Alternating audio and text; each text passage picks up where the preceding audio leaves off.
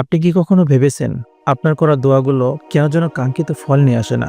আপনার প্রার্থনা কি আসমানের দরজার টোকা দিয়ে ফিরে আসে? আজ আমি আপনাদেরকে এমন একটি গোপন রহস্য জানাবো যা আপনার দোয়াকে সরাসরি আরশের মালিকের কাছে পৌঁছে দেবে। আর এই গোপন রহস্য লুকিয়ে আছে স্বয়ং রসুল সাল্লাল্লাহু আলাইহি সাল্লামের শেখানো পদ্ধতিতে। একবার রাসূলুল্লাহ সাল্লাল্লাহু আলাইহি সাল্লাম বসেছিলেন। এমন সময় একজন লোক এলো, নামাজ পড়লো এবং তাড়াহুড়া করে দোয়া করলো, ইয়া আল্লাহ, আমাকে মাফ করে দাও, আমার উপর দয়া করো।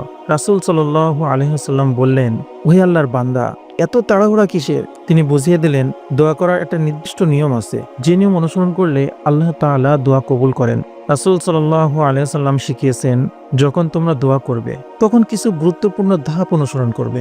এই ধাপগুলো এতটাই কার্যকারী যে এগুলো মেনে চললে আপনার দোয়া বিফল হওয়ার সম্ভাবনা থাকে না বললেই চলে। ১.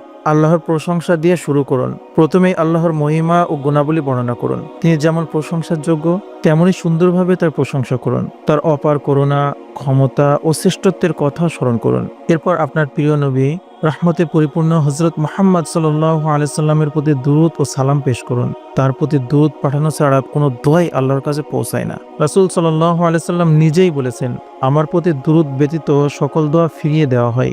এরপর আপনার চাওয়া পেশ করুন। আল্লাহর প্রশংসা এবং রাসূল সাল্লাল্লাহু আলাইহি সাল্লামের প্রতি দুরূদ পাঠানোর পর আপনি আপনার প্রয়োজন ও চাওয়া আল্লাহর কাছে পেশ করুন। এবার আল্লাহ আপনার দোয়া কবুল করতে প্রস্তুত থাকবেন ইনশাআল্লাহ। একটি বাস্তব উদাহরণ, আরেকবার একজন লোক এসে নামাজ পড়ল। নামাজ শেষে এসে আল্লাহর প্রশংসা করলো এবং রাসূল সাল্লাল্লাহু আলাইহি সাল্লামের প্রতি দুরূদ পাঠ করলো। এরপর রাসূলুল্লাহ সাল্লাল্লাহু আলাইহি সাল্লাম তাকে উদ্দেশ্য করে বলল, ও আল্লাহর বান্দা, আল্লাহর কাছে চাও, তিনি তোমার দোয়া কবুল করবেন। চিন্তা করুন, কি চমৎকার একটি নির্দেশনা! এই পদ্ধতি অবলম্বন করে দোয়া করলে আপনার প্রতিটি চাওয়া আল্লাহর কাছে সরাসরি পৌঁছাবে। আসুন আমরা সকলে এই সুন্দর পদ্ধতি অনুসরণ করি। আমাদের প্রতিটি দোয়া শুরু হোক আল্লাহর প্রশংসা ও রাসূল সাল্লাল্লাহু আলাইহি সাল্লামের প্রতি দুরূদ দিয়ে। এ আল্লাহ, আমাদেরকে তোমার প্রতি কৃতজ্ঞ হওয়ার এবং তোমার কাছে বেশি বেশি দোয়া করার তৌফিক দাও। যেভাবে তুমি কবুল করবে সেভাবেই। আমিন।